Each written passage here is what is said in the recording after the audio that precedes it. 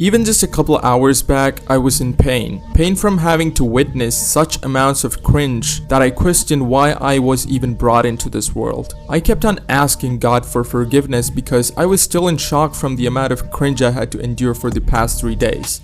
Yes, I finally watched Uzaki-chan because I had no choice, and I still regret every minute of it. Watching Uzaki-chan is like putting yourself into a mental asylum. Every minute Uzaki is on screen, I just want to throw away my computer, but I'm broke so I can't do that. But for real though, Uzaki-chan is one of the worst anime I have ever watched, and it's probably the worst slice of life I've ever watched because this really sliced my life in half. Uzaki, who is one of the main characters, is a girl who pretty much is a lolly with huge tits, and half of her personality is literally her tits. I mean, I have no problem with tits personally because tits are great, but sadly that's the only thing that makes the show even remotely watchable. But I do recommend not watching this show because if you just want tits, just go watch some good hentai. Uzaki is so annoying that her not being on screen is some of the best parts of the whole show. It's so cringy that they were kind enough to add a cat that detects cringe after every scene.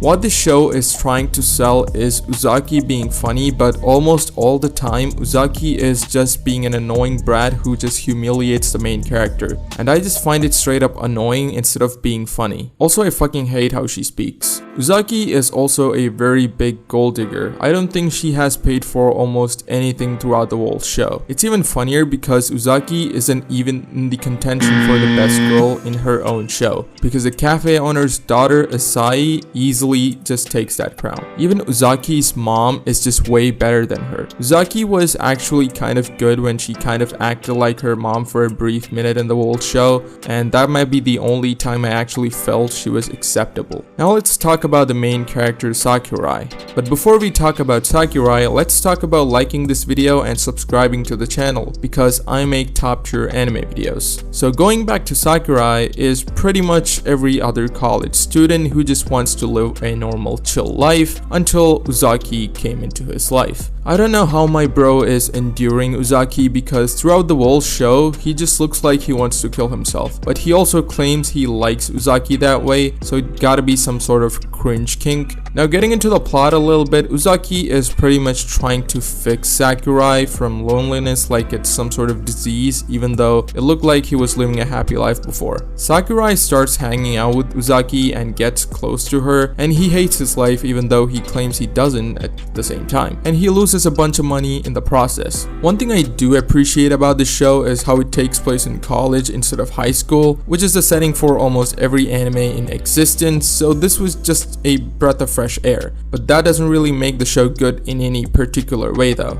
Characters like the cafe owner and his daughter looked interesting, and I would definitely watch a whole show about both of them instead of Uzaki any day. Also, there's this character called Sasaki who is supposedly the only other friend Sakurai had. He barely adds anything to the plot, but yeah, he's there and whatever. There's also a lot of ecchi going on in the show, nothing like complete nudity, but a lot of titties and sex jokes which aren't funny. Talking about being funny, this would be the easiest 12 episodes of Try Not to Laugh challenge I have attempted, and I passed with flying colors. Towards the end I thought it was starting to become a little bit more bearable, but they dropped the goofiest ending, so at least it went out like it started off. I really hope Sakurai finds some peace in his life because bro is going through probably the worst time of his life right now, and I just wish it gets better. But sadly, guess what? Uzaki-chan is coming back for season 2, and yes, I will be enduring myself for another 12 episodes of complete cringe, and I sincerely hope it gets better. This is a direct rival for Rent a Girlfriend, and it's not even enjoyable like that show, even with all the cringe flowing through.